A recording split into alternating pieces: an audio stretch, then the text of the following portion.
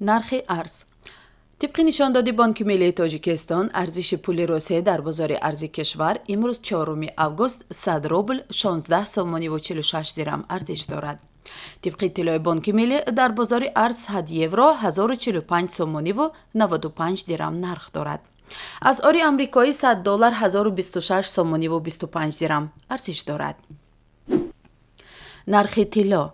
قرب طلا در بیرژه های لندن بعد صبح امروز 1767 دلار و 5 سنت برای یک اونس تعیین شد.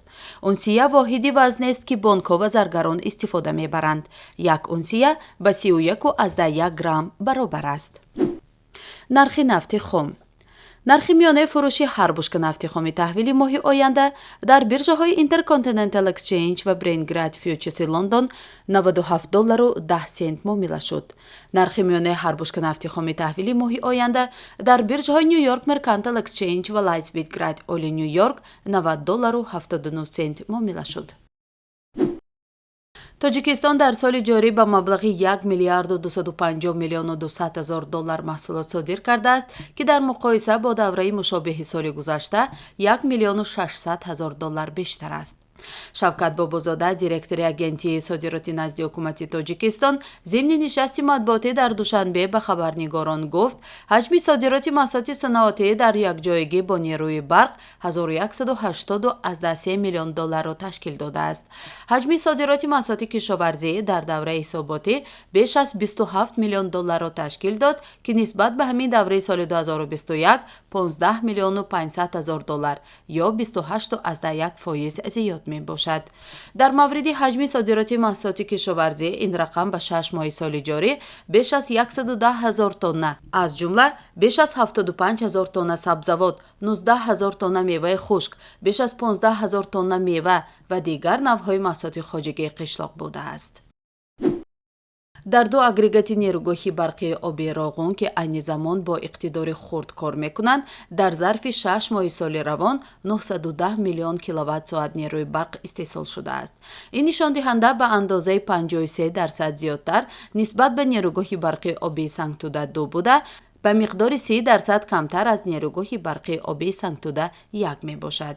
بنا به معلومات وزارت انرژتیک و ذخیره‌های آبی کشور، حجم عمومی استحصال برق در جمهوری در این دوره 10.4 میلیارد کیلووات ساعت را تشکیل داده است که 3.4% زیادتر نسبت به همین دوره سال 2021 است. قرض کردیتاری شرکت برق تاجیک عاید به پرداخت برق گرفته‌اش از نیروگاه برقی آبی راغون در نیم سال اول 786 میلیون سومانی زیاده از 75 میلیون دلار را تشکیل داده است.